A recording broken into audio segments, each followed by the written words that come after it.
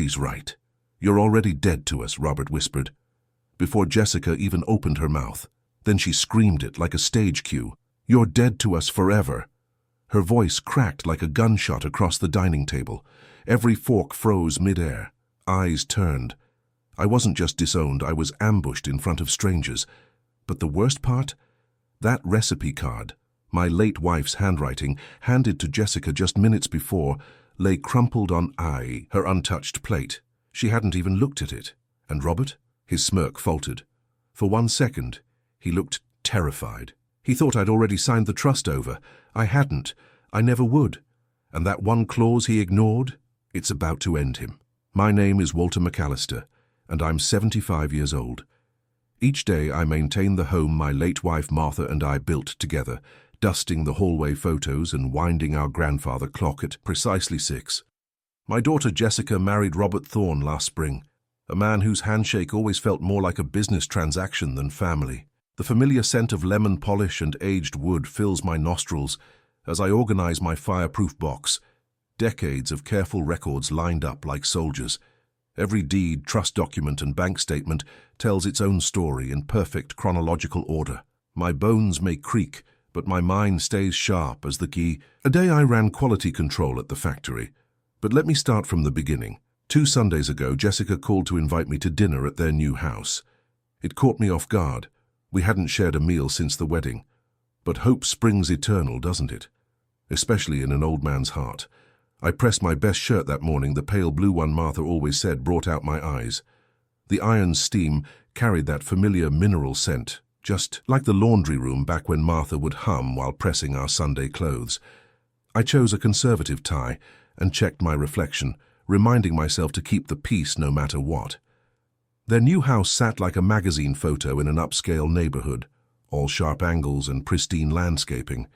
No toys scattered on lawns here, no kids' bikes tipped over in driveways. You know the type of place, where even the air feels expensive. The moment I stepped inside, that sterile lemon cleaner smell hit me. Not the warm lemon oil I used at home, this was harsh, industrial, like a hospital trying to hide something. Robert answered the door in a crisp suit, already directing uniformed servers around like he was conducting an orchestra of efficiency. "Walter," he said, checking his watch. "Right on time." No Dad, not even Mr. McAllister. Just Walter. I brought a small peace offering, Martha's handwritten recipe card for her apple crumble. Jessica used to beg for it every fall when she was little. The card was worn soft at the edges, Martha's elegant script faded, but still clear. "Thought you might like to have this," I said, holding it out to Jessica.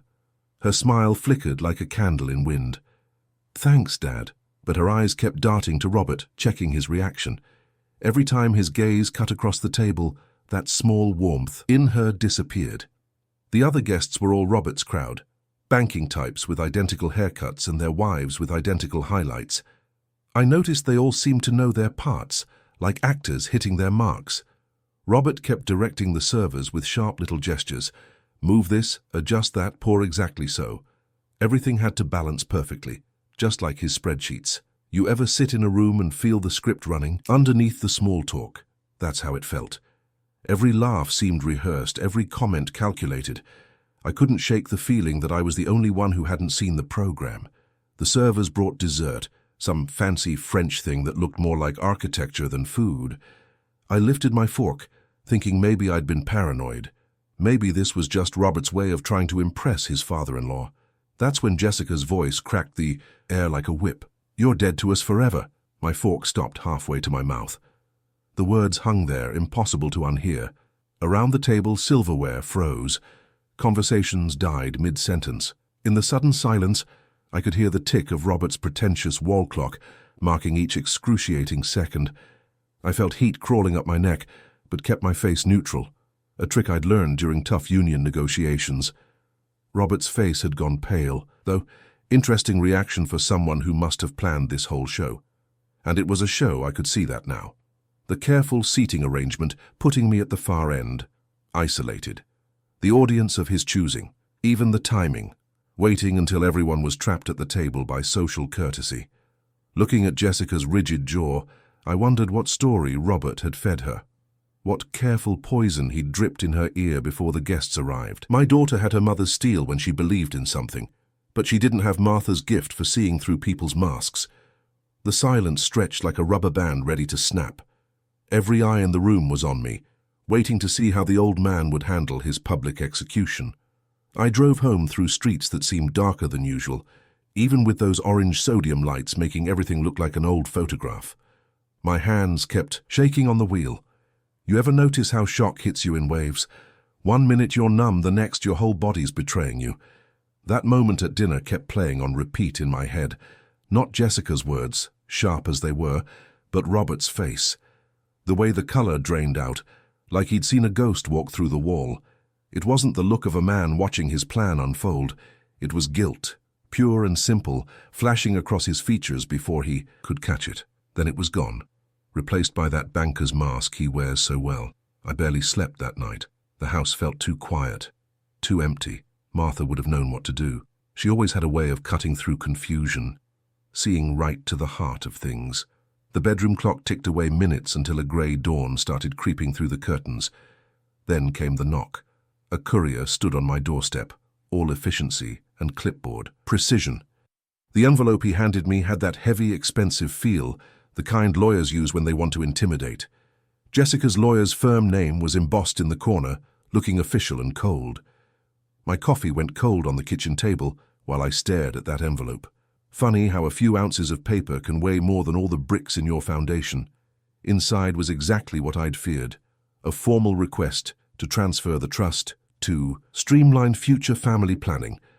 The acid in my stomach started climbing. I tried calling Jessica right away. Her voicemail message was the same one she'd had for years, her voice light and happy, promising to call back soon. The beep felt like a door slamming. My phone buzzed almost immediately. A text from Robert. Best to comply quickly. 4 words. That's all it took to make my own home feel like enemy territory. I started pacing the hallway, my footsteps matching the grandfather clock's tick. The sound seemed louder than I'd ever heard it, like it was counting down to something I couldn't stop. The key to my fireproof box felt heavy in my pocket. Inside that box were 50 years of careful records. Every decision, every transaction, every promise kept. My fingers traced the key's teeth. One call to my attorney would start the gears turning, but at what cost? You can't unharden cement once it sets, and legal battles have a way of turning family rifts into Grand Canyons. Standing there in my hallway, watching morning light creep across Martha's photos, I could see their game plan clear as day.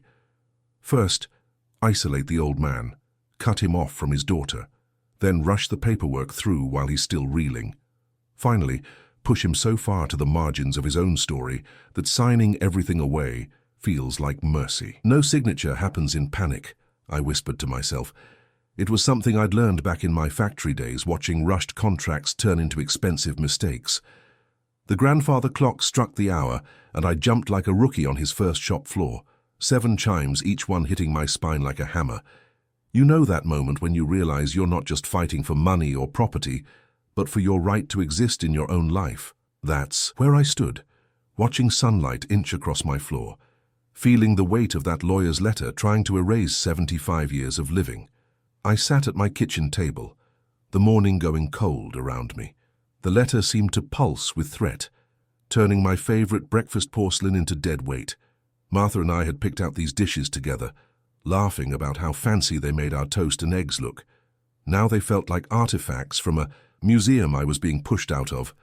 The next morning hit me like a factory whistle, sharp and demanding attention. I pulled out my old leather briefcase, the one that had survived 30 years of budget meetings, and started laying out papers on the dining room table. You ever notice how documents tell their own kind of story? Each folder was a chapter in the life I'd built, all neatly labeled in my accountant's handwriting. Trust documents, property deeds, investment statements. I circled the trust review date in red, April 15th, 60 days away. It felt like circling my own expiration date, if I'm being honest. The clock on the wall kept clicking away, making those 60 days feel more like 60 minutes. I tried calling Jessica again around 10. Got her voicemail, of course. "Honey, it's Dad," I said, keeping my voice gentle. "Remember when you were 6 And we spent all day making that birthday cake, the one that turned out lopsided because you were so excited to add the sprinkles. I paused, swallowing hard. I miss those days. Can we talk? 20 minutes later, my phone buzzed. Not Jessica, Robert. Just a calendar link for urgent family business discussion. 5 minutes scheduled for 3 o'clock. 5 minutes. That's what 47 years of fatherhood had been reduced to. The drive to their house felt like crossing enemy lines. Their foyer was all marble and chrome, cold as a bank vault. Robert stood there in his pressed shirt, hands clasped like he was about to present quarterly earnings. "Walter," he said, nodding, "modern families need to professionalize their transitions. It's really quite simple." Jessica stood off to the side, arms crossed. Robert's hand found her elbow, steering her attention like a rudder. Her eyes drifted past me, focused on something far away. "Maybe those birthday cakes we used to make, maybe nothing at all. The paperwork is straightforward," Robert continued. "Your signature releases the trust, and we can all move forward appropriately." 5 minutes felt like 5 seconds. Before I knew it, I was back in my car, watching their front door close with the finality of a vault. The house was waiting for me at dusk, quiet except for that damn clock. Tick, tick, tick. Each sound like a footstep getting closer to something I couldn't see. I sat at Martha's old writing desk, the one she used for Christmas cards, and pulled out some stationery. "Dear Jessica," I wrote, "love doesn't need professional transitions. It needs hearts that remember and ears that listen." I filled 3 pages with memories, reasons, and promises. The envelope sealed with a sound like a door closing. That night, I couldn't sleep. The numbers kept marching through my head. Mortgage payments, property taxes, investment yields. Funny how a man's life can be reduced to columns in a ledger. The trust held everything I'd built over 5 decades, not just money and property, but the proof that Walter McAllister kept his promises and paid his debts. Around 9:30, I made myself a promise. Stand still long enough to think this through. No hasty signatures, no desperate moves. Martha always said wisdom comes in the quiet moments between actions. The grandfather clock struck 10, each chime falling like a hammer on hot steel. 1, 2, 3, 4, 5, 6, 7, 8, 9, 10. I sat in my chair, listening to the echo fade. 59 days left until the trust review. 59 days to figure out how to keep breathing when someone's trying to erase your name from every page that matters. You know what the hardest part was. Not the money. I'd seen plenty come and go over the years. It was watching my daughter's eyes drift away, like she was already practicing forgetting me, like Robert had somehow convinced her that memories could be professionally transitioned too. The rain started somewhere around 4 in the morning. I lay there listening to it drum against the windows, my head pounding like it used to after double shifts at the factory. You know those headaches that feel like they're trying to tell you something. This one was screaming, "Give up." The transfer forms were right where I'd left them on the kitchen table, clean and crisp, waiting for my signature like an open grave. The house felt different in the pre-dawn grey, older, tired. Maybe it was ready to belong to someone else too. I picked up my pen, rolling it between my fingers the way I used to when signing payroll. "One signature," I muttered to myself. "One line and it's done." Would Jessica smile again if I just disappeared quietly? The thought of her relief, of conflict melting away like morning frost, almost made my hand steady. That's what fathers do, right? Clear the path, even if it leads away from themselves. My chest felt hollow, like someone had already stamped void across my heart. The pen touched paper. Just a little pressure and a knock rattled the front door, sharp and familiar. I knew that rhythm. 3 quick raps like machine gun efficiency. "Frank?" I squinted through the peephole. There he stood, raincoat dripping, holding a battered thermos. Frank Mitchell, our old factory bookkeeper, the man who'd kept us solvent through 2 recessions and a flood, always with those same practical eyes behind wire-rimmed glasses. "Thought you might need this." He lifted the thermos. "And maybe something else?" I let him in, watching water puddle on the welcome mat. "It's been, 2 years? 26 months. He hung his coat with precision. "Martha's funeral. You looked lost then too."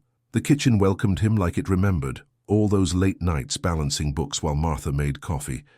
Frank set the thermos down, eyes catching the transfer forms. "Tell me," he said. So I did. The Sunday dinner ambush, the lawyer's letter, Jessica's silence, Robert's 5-minute meeting.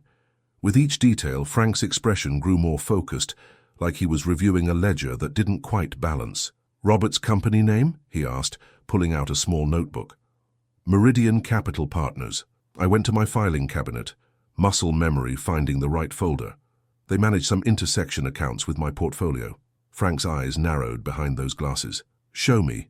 I spread the statements across the table. Neat rows and columns, everything dated and annotated. Martha used to tease me about my filing system, but today it felt like armor. "Here." Frank's finger stopped on a number.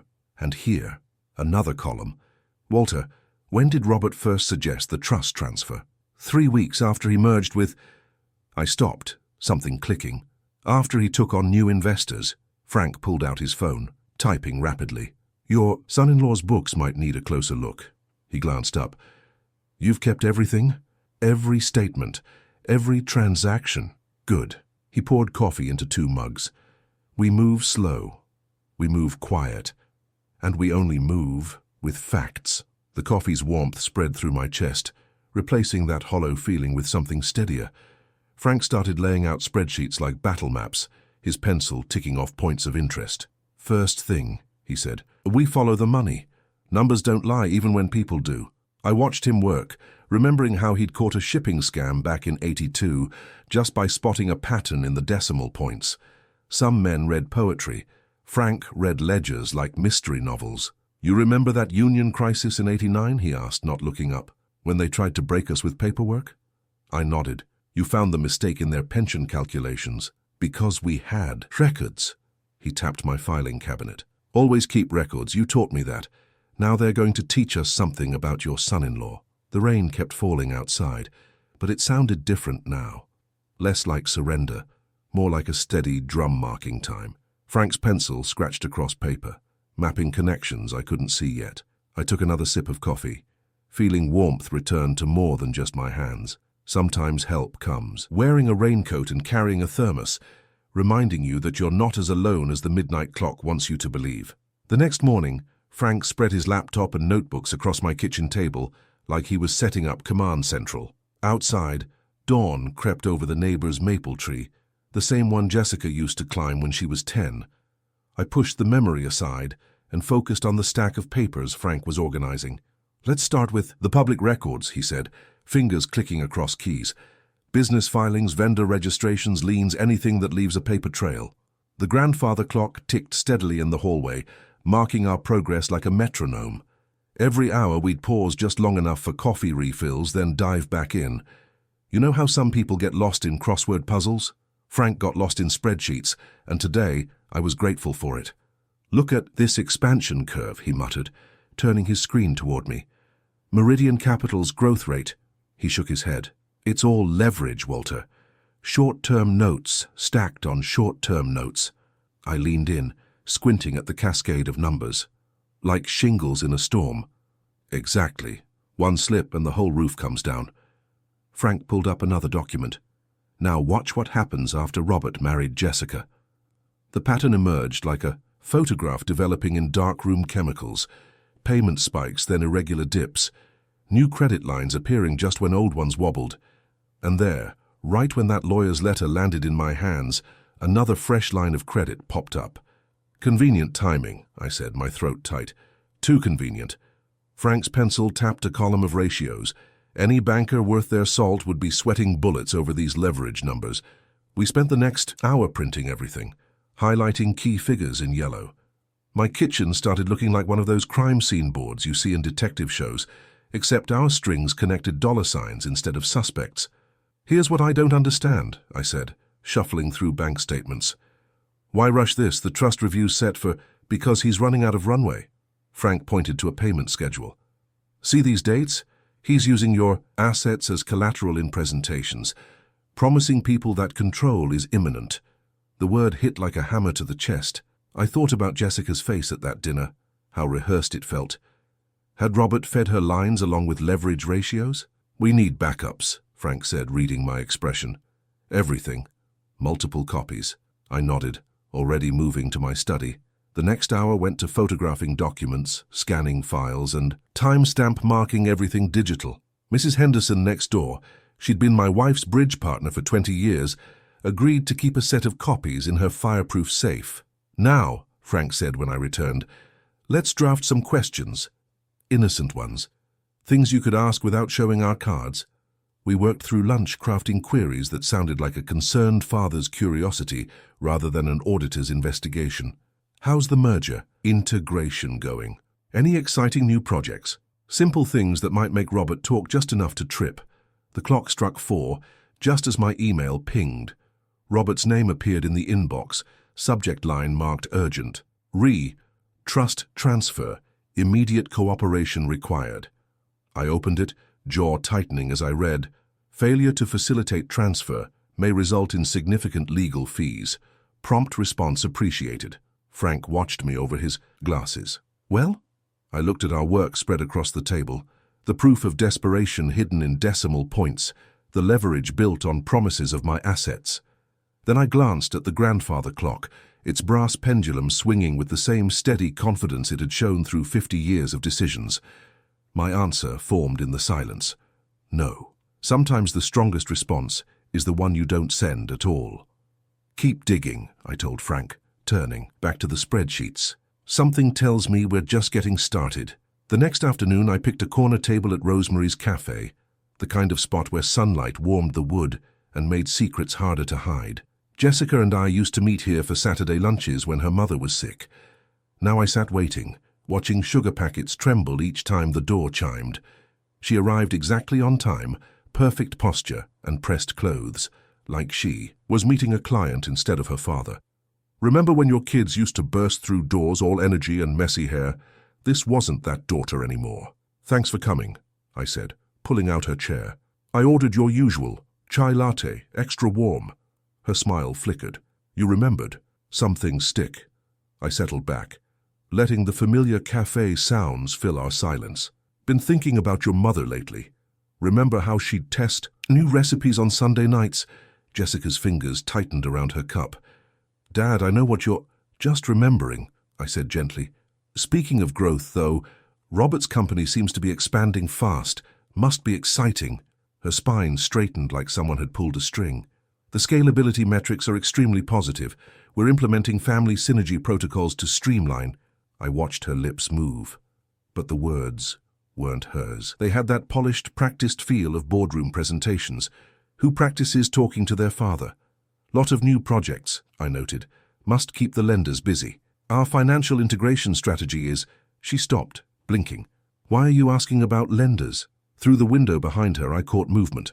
A black Mercedes idled across the street, its tinted windows like dark eyes watching our table. Right on cue, Jessica's phone lit up with a text. "Everything okay?"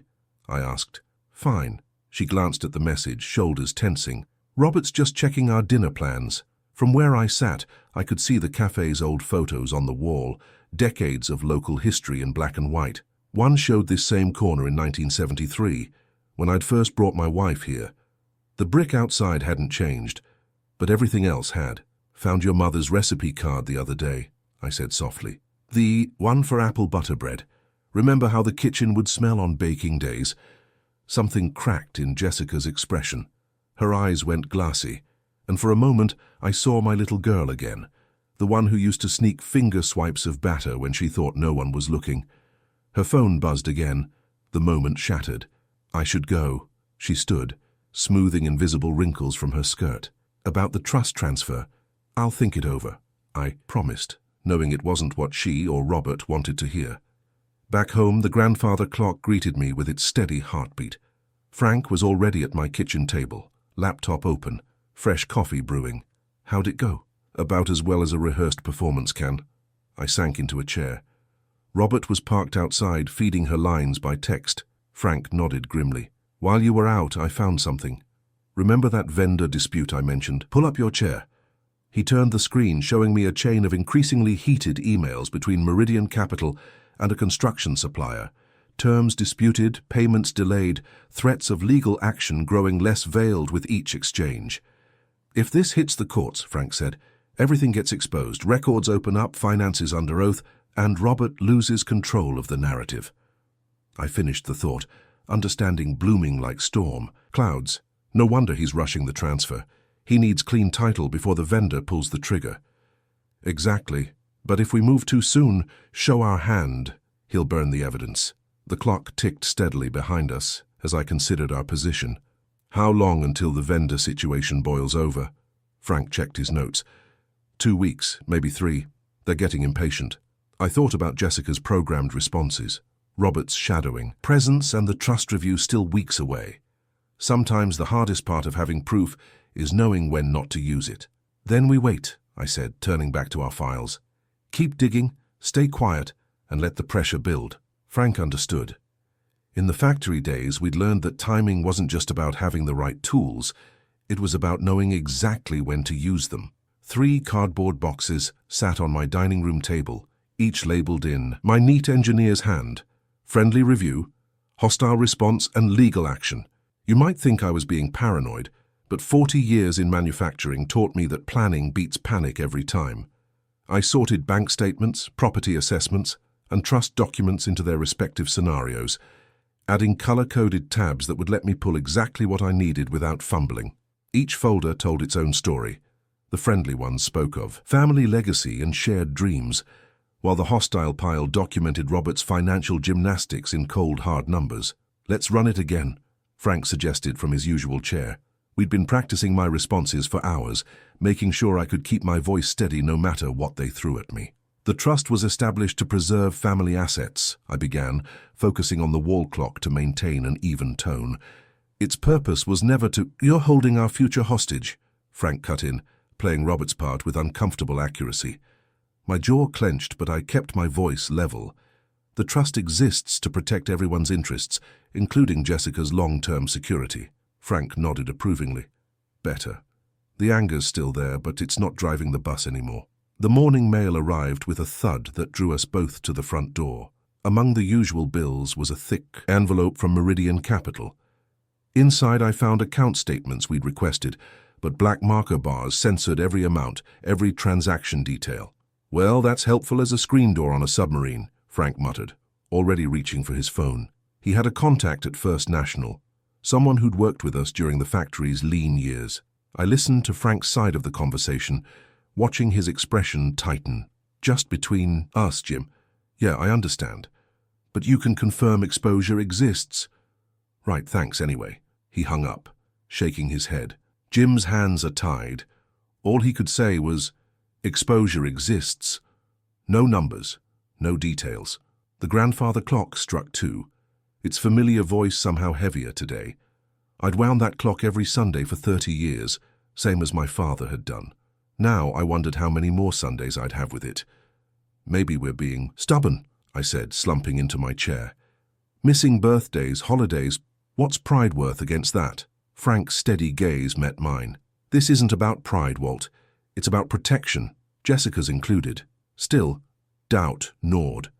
I found myself beside the clock at midnight after Frank had gone home. Its steady tick-tock matched my heartbeat as I counted the family gatherings that might slip away if I chose wrong. The fireproof box sat on my desk like a judge's bench. Inside, the trust summary waited, crisp and official, every paragraph a potential lifeline or trap. I spread it across the kitchen table, the same table where Jessica had done her homework 20 years ago. My finger traced each line of legal language, searching for anything we'd missed. Requirements for dissolution, terms of transfer, conditions for amendment.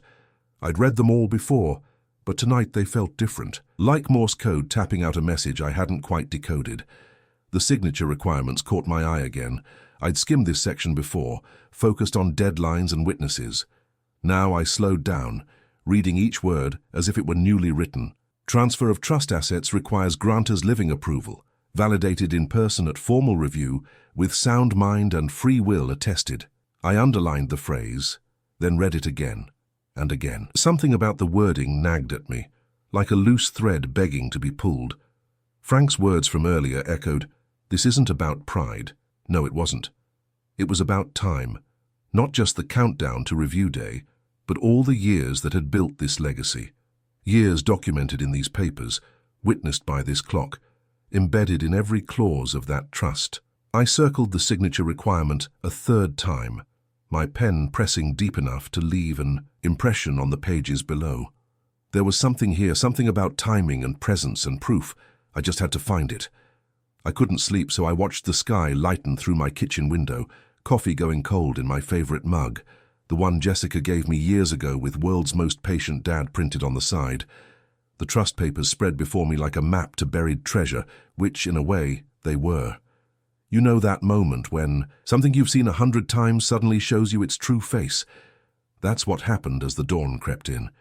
I read that single sentence again, the one about transfer requirements, and it hit me like a thunderclap. Requires grantor's living approval, validated in person at formal review. My hands started shaking so bad I had to set down my coffee. All this pressure, all these threats, they were nothing but smoke. Robert couldn't touch her dime without my physical presence and explicit approval at the review itself. No wonder he'd been pushing so hard for me to sign preliminary paperwork. He needed me to cave before that meeting. The grandfather clock struck 6, and I almost laughed. All these weeks I'd thought it was counting down to my defeat, but it had been marking time until Robert's bluff got called. I grabbed my phone and hit Frank's number, not caring about the early hour. He answered on the second ring. "Frank, read me section 4.3.2 from your copy, the part about transfer approval." Papers rustled on his end. "Requires grantor's living approval, validated in person at—" "Oh, hell, Walt, we've been looking right at it." "He needs me to fold before review day," I said, my voice steadier than it had been in weeks. "Otherwise, he has to explain everything with me sitting right there. And with his creditors." Getting nervous, Frank let out a low whistle. "No wonder he's been pushing so hard. You planning to tell Jessica?" "Not yet." I ran my finger along the clause again. "Robert's got her convinced I'm being stubborn. Let's see how he handles the pressure first." Frank cleared his throat. "We should double-check this with your lawyer, quietly. Make sure there's no loophole we're missing. Already on my list. I'll call Marion's office when they open." Marion had helped set up the trust originally. She'd know every comma and period by heart. "Good. Then we contain this," Frank said. "No hints, no warnings. We show up early on review day with everything documented. Let Robert do the talking. He's bound to contradict himself once he realizes he's trapped." I glanced at the clock. Its steady ticking, now more like a heartbeat than a countdown. "Thanks for standing watch with me, Frank." "What? Our friends for—" Besides, I always enjoyed a good accounting puzzle. After hanging up, I walked to the hall closet and pulled out my best white shirt. The one Mary had always said made me look distinguished. As I ran the iron over it, steam rising in the morning light, I practiced my line for review day. "We'll proceed exactly as the trust requires. Simple. Clean. Like the shop floor rules I'd lived by all those years. Measure twice, cut once, and always know your tolerances." I could picture Robert's face already, that moment when he'd realize his whole house of cards was built on my signature, and I wasn't signing. The same face he'd made at that Sunday dinner when his script went sideways. Marion's office opened at 9. I had the trust clause highlighted and ready, just needed her to confirm what we'd found. No alerts, no warnings, just a routine clarification about procedure. I closed the fireproof box and patted the grandfather clock's solid frame. "Thanks for keeping score," I murmured. All those ticks and tocks hadn't been counting down my time. They'd been counting up Robert's mistakes. The morning sun caught the clock's brass pendulum, sending a warm glow across the hallway. I squared my shoulders and felt the weight of weeks lifting. Maybe Mary had been right about another thing too. Patience, she used to tell me, isn't about waiting for time to pass. It's about using time wisely. I woke before my alarm even had a chance, the grey light of dawn just starting to creep through my curtains. You know that feeling when your body knows something big is coming. That's how it was. My hands were steady as I buttoned up that white shirt I'd ironed 2 nights before. Funny how a simple piece of cotton can feel like armor when you put enough care into it. The grandfather clock struck 6 as I double-checked my briefcase. Every document was there, organized with colored tabs. Funny how those old factory filing habits stick with you. Original statements in one section, annotations in another, and 3 copies of that golden trust clause right up front. I'd arranged everything so I could pull out exactly what I needed without fumbling. The drive downtown was quiet, just me and early morning delivery, trucks sharing the roads. I kept thinking about Mary, how she always said preparation was half the battle. The other half, she'd tell me, is showing up with your spine straight. Frank was already waiting in the lobby when I got there, thermos in hand, and wearing the same practical suit he'd worn to budget meetings back in our factory days. Some things never change, and thank God for that. "You ready for this, Walt?" he asked, passing me a cup of coffee that smelled a lot better than the usual office stuff. "Ready as I'll ever be." I took a sip and felt the warmth spread through my chest. "Frank, I need to thank you for standing with me through all this." He shook his head. "Save it for after. Besides," he gave me that old accountant's smile, "I always did enjoy watching the numbers tell their story." The conference room was all polished wood and morning light when we walked in, 15 minutes early. Jessica was already there, perched on the edge of her chair like a bird ready to fly. She looked pale, shadows under her eyes I hadn't noticed before. Robert sat next to her, practically glowing with confidence, his red tie as bright as a warning sign. "Dad," Jessica started, but Robert's hand on her arm stopped whatever she was going to say. "Walter," Robert nodded, all business casual charm. "I trust you've had time to review the transition paperwork." I set my briefcase on the table, taking my time with the latches. "Oh, I've done quite a bit of reviewing."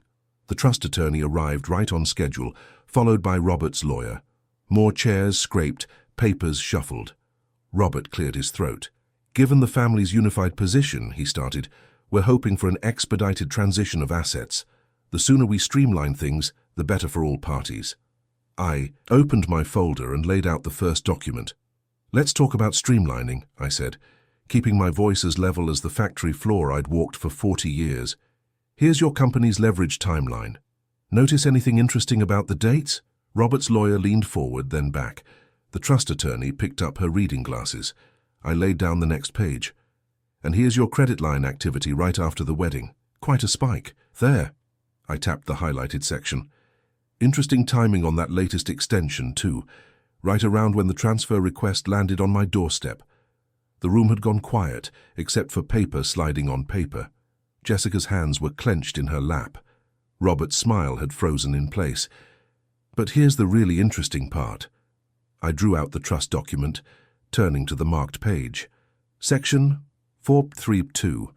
I'll read it slowly so we all understand. Any transfer of trust assets requires grantor's living approval, validated in person at formal review." I looked Robert straight in the eye. "That would be this review, and that would be my approval, which I'm not giving." The trust attorney was frowning at her copy now. Robert's lawyer was writing something fast on his legal pad. The silence in that room had weight to it, like the moment before a thunderstorm breaks. I closed my folder and folded my hands on top of it. Mary always said silence was the best punctuation mark, so I sat there, feeling the morning sun warm on my back, and waited for the thunder. The silence broke first with a gentle buzz, then another, then a cascade of notification sounds as phones lit up across the table. Robert's face had gone from frozen smile to something closer to ash. His fingers twitched toward his phone, but he kept them flat on the table like they were glued there.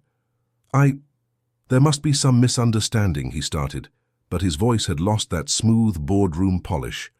"The family agreement clearly—" "The trust requirements are quite specific," the reviewing attorney cut in, adjusting her glasses. She held up a hand as Robert's lawyer tried to speak. "Given these financial disclosures, I'm calling an immediate recess to verify documentation. You know that moment when you've worked years on a machine, knowing exactly when the gears will catch? That's what this felt like." I gave Frank a slight nod, and he stepped into the hallway, phone already in hand. We'd prepared for this part carefully, a detailed packet ready to go to every creditor and vendor who needed to know their exposure. Wasn't quite what they'd been told. Jessica sat very still, staring at the papers in front of her. I remembered how she used to look just like that when she was little, trying to understand why something hadn't gone her way. The memory hit me hard, her at the kitchen table, working through math problems, determined to figure it out herself. Robert's phone buzzed again, and again. He finally grabbed it, his hands not quite steady as he scrolled. I caught fragments of messages lighting up his screen. "Immediate clarification of exposure required. Call back, now. Press inquiring about filing inconsistencies. Jessie," I said softly, using her childhood name for the first time since this started. The filings tell their own story. I won't sign anything today, but I want you to know, any future contact between us needs to honor both the law and the love that's always been there. My voice stayed steady, though my heart was hammering like a piston.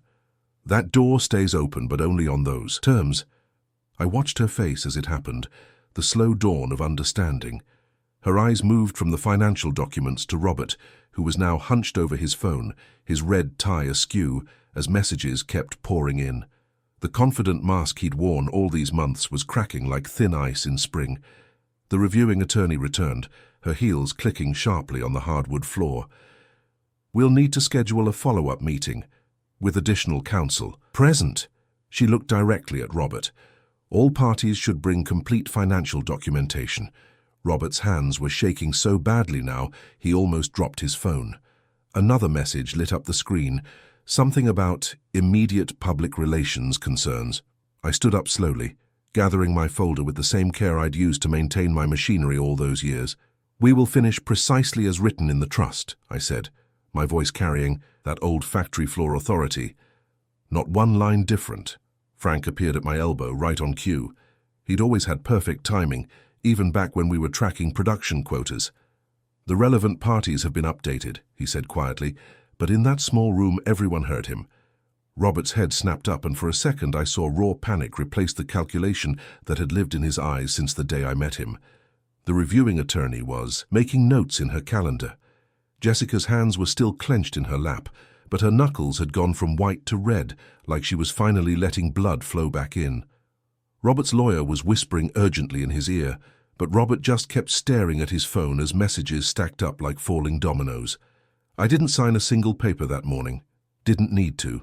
The trust's requirements were clear as the sunrise that had guided me. Downtown, and every signature space stayed blank, just like Mary's recipe cards the day she wrote them, waiting for the right ingredients at the right time. The room had fractured into small, urgent conversations, but I stood calm in the middle of it, feeling the weight of preparation paying off exactly as it should. Sometimes the best work is knowing when to stay still and let truth do the heavy lifting.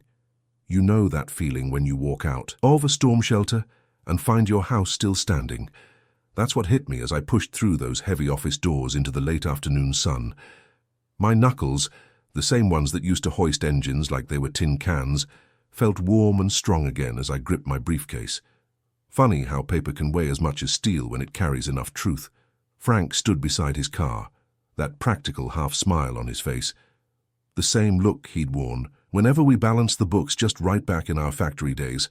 "Next week," I said, reaching out to shake his hand. "Quinn's Diner, the corner booth. My treat, and I won't take no for an answer." "Wouldn't dream of arguing," he replied. "Not with a man who just showed them how it's done." I drove home slowly, letting the familiar storefront scroll past like photos in an album. Passing Miller's Hardware brought back a flash of Mary, her laugh echoing under that same street lamp one summer evening when we'd picked out paint colors. She'd said yellow was too bold for the kitchen, but I'd talked her into it. The memory warmed me like afternoon sunlight through glass. When I pulled into the driveway, everything looked exactly the same as I'd left it that morning, but nothing felt the same. Not anymore. Each step up to my front door carried the weight of 50 years of mortgage, payments, and careful planning. The grandfather clock greeted me in the hallway, still keeping its steady count like it had through every insult and doubt these past months. I set my briefcase down and rested my palm against the clock's polished oak flank. The wood felt warm, alive with all the hours it had witnessed. Through my hand, I could feel each tick marking time. My time, not theirs. I picked up the phone and dialed Jessica's number, knowing it would go to voicemail. That was fine. Some things need to be said without interruption. "Jessie," I began, my voice clear and measured like the clock beside me. "When you're ready to talk, really talk, I'll be here. But it has to be just us. No scripts, no pressure. The trust stays exactly as it is, protecting both what I built and what I believe in.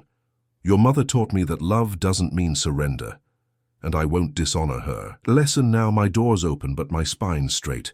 Call when you can say the same." After hanging up, I made tea the way Mary showed me, letting the leaves steep exactly 4 minutes, no more, no less. The intact trust file sat on my desk where I'd left it that morning, every page in its place. I slipped the key back into its drawer, muscle memory guiding it home. Standing in my kitchen, watching the sun sink toward evening, I felt the day's weight settle into something solid and real. The clock's chime rang out, clear as a bell on a still night. 6 o'clock, time to reset the hands. Not because anyone told me to, but because that's what you do when you own your hours again. You ever notice how some days feel like they're written in pencil, but others get carved in stone? This was one of those stone days. I moved through my house, touching things that had always been mine. The banister my father-in-law helped install. The window frames I'd painted that bold yellow summer with Mary. Each surface felt more solid, more present than it had in months. The grandfather clock kept its steady rhythm in the hall, marking each moment with the same patience it had shown since the day Mary and I brought it home. I thought about resetting it at nightfall, not because anything was wrong with its time, but because sometimes you need to remind yourself who winds the springs and oils the gears. Night settled over the house like a heavy blanket, bringing that special kind of quiet you only get when the world steps back and lets you think. I waited until the streetlights came on, casting long shadows through the front windows. Seemed right to give this moment its proper due. You know that feeling when you're about to do something that's both an ending and a beginning? That's what filled my chest as I crossed the hallway to the grandfather clock. The glass door opened with a familiar whisper. I'd oiled those hinges myself every spring for decades. The brass key felt warm in my palm, worn smooth from years of use. It slid into the winding notch like it was coming home. Earlier that day, I'd watched a man's carefully constructed facade crumble in real time. Trevor's undisclosed debts were now part of the official review record. Black and white numbers that couldn't be sweet-talked away. But it was the second blow that would really sting. Every creditor in his network had received documented proof of his deceptions. The bluff that was supposed to pressure me into signing away my legacy had backfired spectacularly. In business, reputation is everything. Once word gets around that you've been playing shell games with the truth, those doors don't just close, they lock. I thought about Jessica's face when she finally understood what her husband had done, the way her shoulders had dropped like strings being cut. That hurt to see, but sometimes pain comes before healing. She needed to recognize the difference between love and manipulation on her own terms. The mechanism caught with each turn of the key, steady and sure. 1, 2, 3. Each click marking another hour secured. Through the case, I could see the pendulum hanging perfectly straight, keeping its own counsel. Just like I had. "There you go, old friend," I murmured, closing the glass door. The latch caught with a satisfying click. Back in my study, I gathered the documents that had turned the tide, bank statements, credit records, trust clauses, and slipped them into the fireproof box. Each paper represented a choice: to stand firm, to trust my instincts, to protect what I'd built. The cabinet locked with the same solid certainty I'd felt in that conference room. When I returned to the hallway, lamplight caught the clock's brass fittings, throwing back little sparks like medals. Seemed fitting. We'd both stood our ground, hadn't we? Kept time in our own way. The familiar sense of lemon polish and aged wood filled my lungs as I took a deep breath. Mary had always said our home smelled like pride, the good kind, earned through care and attention. Tomorrow would come on my terms now. No more pressure, no more schemes, no more trying to rush what couldn't be rushed. Standing there in the quiet, listening to that steady tick-tock, I heard the truth as clear as church bells. Respect is earned, never stolen. The clock marked each word like it was signing its name to the statement. I ran my hand along the case one last time, feeling 50 years of Saturday morning polishing under my palm. Some people might say it's just furniture, just gears and springs, but they'd be wrong. It's a witness, a keeper of time, a reminder that patience and precision win out over pressure and manipulation every single time. The pendulum swung in its arc, each tick as crisp and certain as the first day we'd brought it home, like it was telling me, we're still here, still counting, still true. And in that moment, watching the shadows play across its face, I knew something deep in my bones. You can't rush time, and you sure can't steal it. You can only earn its respect by standing steady while it passes.